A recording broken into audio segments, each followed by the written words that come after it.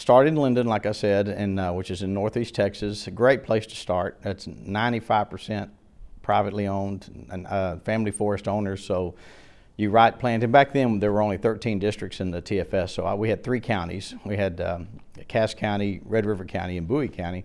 And so you just, I mean, for a young forester, they told me to write plans, plant trees, prescribe burn. You know, you just go get with landowners, and that's what I did. And so I would write 88 to 100 plans a year, and met a lot of landowners. And so I went from there, and they promoted me to, well, they said either St. Augustine or Lufkin. At the time, they told me St. Augustine. We went there, and we couldn't find a place to live, anything. We prayed about it. You're going to hear a lot of that. We always pray about things, and so I never had a clear answer that I felt like that's where we were supposed to go, and neither did my wife. And anyway, so we're struggling with that, but we knew we were supposed to move, but we didn't know where. And so Mr. Hull called me back and called me a couple of times in that, wanting to know what my decision was, and I told him we weren't sure yet. I finally told him, okay, I'll move, and he said, well, let me muddy the water for you, and let me offer you Lufkin. Well, in really about a half a day, we came to Lufkin and had a place to live, had everything just fell into place, and so we went to Lufkin from about in 1982 until 87, and then I was asked to come up here and be Ed Barron's assistant in the management department, the Forest Resource Development Department, and so I spent a few years doing that. In 91, the Farm Bill was passed, and we all of a sudden had urban forestry, we had forest stewardship, we had a whole bunch of new federal programs that had to be started up, and so I was given the coordinator role over those programs, and so I spent years doing that. And in 96, Mr.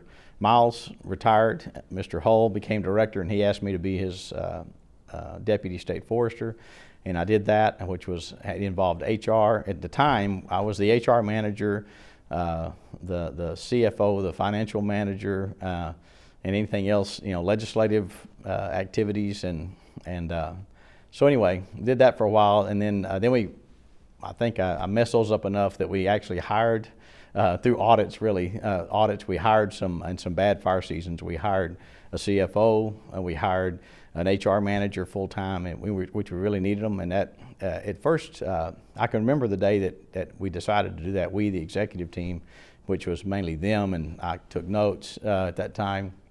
And I remember that it was like getting kicked in the gut, because I thought, I think I just lost my job. And I stayed up all night, worried about it, and praying about it again. And but then when about 2 o'clock in the morning, 3 o'clock in the morning, I realized that I was actually going to be able to do the job that Mr. Hull asked me to do initially as his assistant, and which was to work in forestry. And so I really kind of got excited and turned my intentions to where it needed to be, and my energy towards forestry in the field and our agency and legislative activities, and that worked out. And then I don't remember what year it was that he asked me to be. It was about the time Ed Barron was going to retire as a management chief, and he asked me to be the associate director for Forest Resource Development, and I did that probably, I think, in 2006 maybe, or 2004, and sometime in that time frame. And then he retired in 2008.